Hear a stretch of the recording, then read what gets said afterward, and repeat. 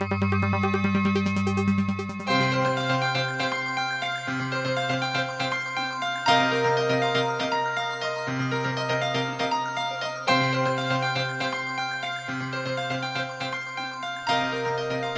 my friends.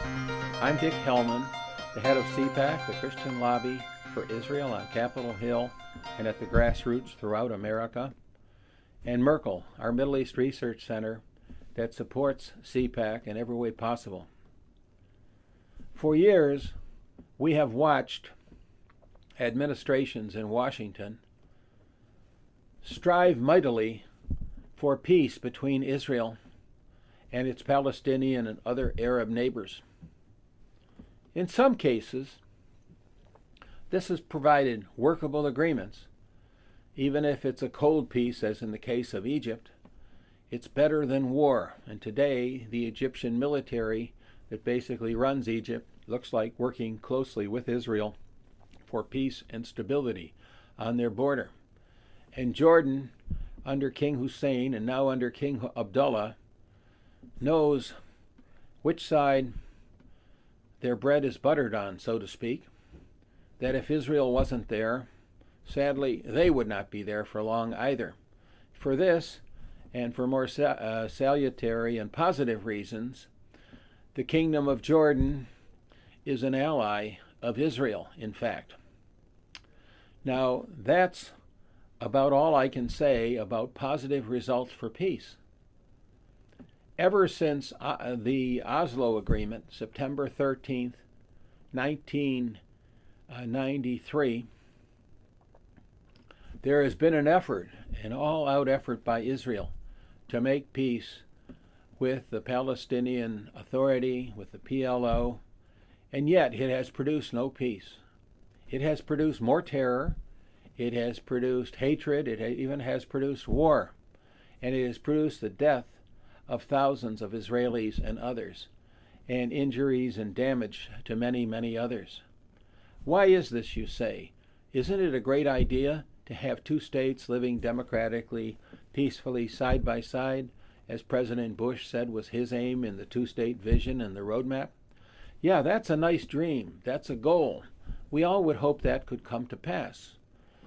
But based on my decades of study of that situation of Israel and its neighbors, they're farther away from a peace agreement than ever before.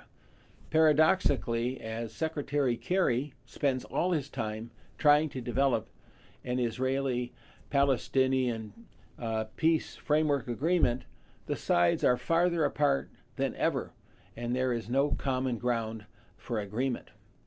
Of course, we as Bible-believing Christians believe that God gave the land of Israel to the Jewish people. And literally, God help us if we don't honor that gift and if we don't support Israel's right to the land. So I believe our nation, as it says in Genesis 12:3, is blessed when we bless Israel and cursed when we curse Israel. Right now, when we are pressuring Israel to make an agreement with people who, among other things, can't deliver peace or security to Israel, we are not blessing, but we are cursing Israel. So it's time for you to speak up for Israel.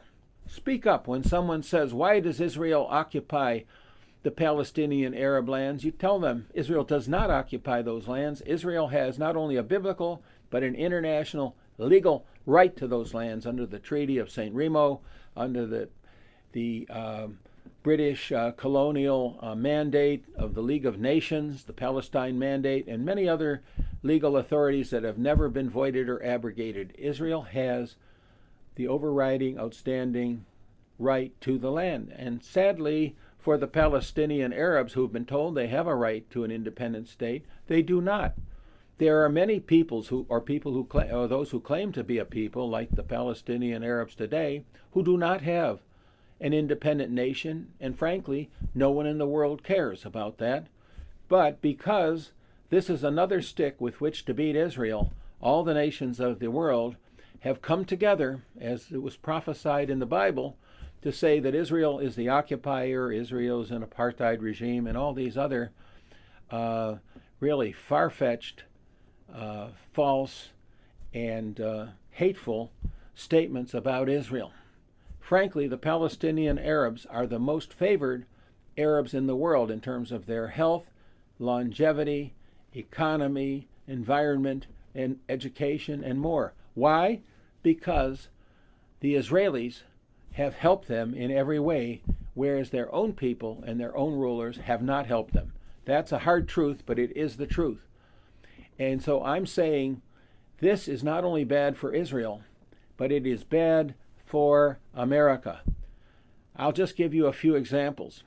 Because President Clinton, Bill Clinton, spent every waking hour in his presidency, right to the end of his presidency, trying to get Yasser Arafat to sign a peace agreement with Israel, a peace agreement that promised Arafat everything that the Palestinian Arabs could ever have hoped for, every square centimeter of land, no requirements upon them, an independent state, and so forth, Arafat would never sign.